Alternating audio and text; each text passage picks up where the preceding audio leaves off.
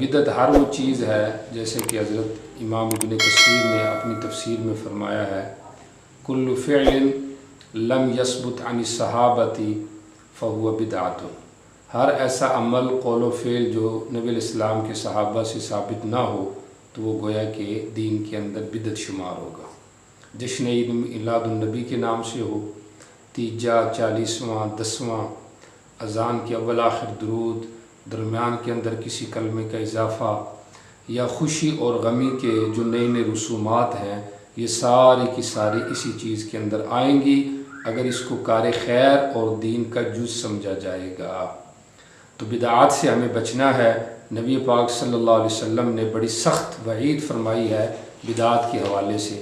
آپ صلی اللہ علیہ وسلم نے فرمایا کل بدعت ضلالہ، ہر بدعت جو ہے وہ گمراہی ہے۔ اور حدیث میں فرمایا وَإِيَّاكُمْ وَمُحْدَثَاتِ الْأُمُورِ، دین میں جو نئے نئے کام ہیں، ایجادات ہیں، ان سے اپنے آپ کو بچاؤ۔ اور شر الامور محدثاتها، نبی علیہ السلام نے فرمایا سب سے برے کام وہ ہیں جو دین میں نئے نئے اضافے کیے جائیں اور دین کے اندر نئے نئے گھڑے جائیں۔ اور قرآن مقدس کے اندر بھی اللہ رب العزت نے فرمایا یوم تبیض وجوہ وتسود وجوہ، کہ قیامت کے دن جو مبتدعین ہوں گے ان کے چہرے کالے ہوں گے، اور جو سنت پہ عمل کرنے والے ہوں گے تو ان کے چہرے جو ہیں وہ سفید ہوں گے۔ ایسے ہی حضرت ابن عباس رضی اللہ تعالیٰ عنہ سے منقول ہے کہ یا ایھا الناس ایاکم والغلو فی الدین، کہ دین میں غلو سے اپنے آپ کو بچاؤ۔ فإنہ اہلک من کان قبلکم، کیونکہ سب سے تم سے پہلے جو لوگ گزرے ہیں ان کو بھی دین کے اندر غلو نے، زیادتی نے اور اپنی طرف سے ایجادات نے جو ہے وہ ہلاک کر دیا۔ تو اس لحاظ سے ہمیں دین سے اور بدعات سے بچنا چاہیے۔ امام مالک رحمہ اللہ فرماتے ہیں ما من مبتدع الا یجد فوق رأسہ ذلہ، کہ بدتی آدمی قیامت کے دن اپنے اوپر ذلت کو پائے گا۔ تو یہ بھی ایک سخت وعید ہے بدتی کے حوالے سے۔ حضرت سفیان ابن عیینہ فرماتے ہیں لیس فی الارض صاحب بدعہ الا وہو یجد ذلۃ تغشاہ، کہ ہر بدتی آدمی اپنے اوپر جو ہے وہ ذلت اور رسوائی کو پائے گا۔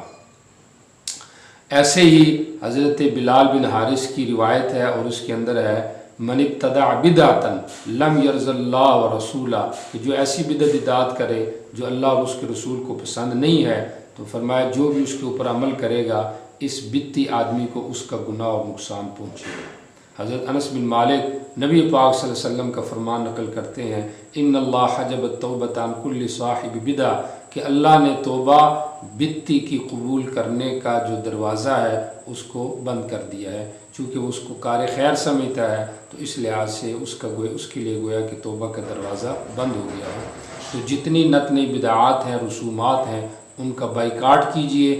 ہر وہ عمل کرنا چاہیے جو نبی پاک صلی اللہ علیہ وسلم کے دور یا صحابہ کے دور یا تابعین یا تبع تابعین جو قرون مشہود لہا بالخیر کے دور میں ہوا ہے اس کو اپنانا چاہیے، اور باقی جو دین کے اندر نئے نئے اضافے اور کام ہیں ان سے اپنے آپ کو بچانا چاہیے، چاہے وہ جتنا ہی خوبصورت کام کیوں نہ ہو۔ حضرت ابن عمر رضی اللہ تعالیٰ نے فرمایا کل بدعت ضلالہ، ہر بدعت گمراہی ہے اگرچہ لوگ اس کو اچھا سمجھے۔ تو امید ہے ہم بدعات کا بائیکاٹ کریں گے اور سنت کے مطابق اپنی زندگی کو ڈھالنے کی کوشش کریں گے۔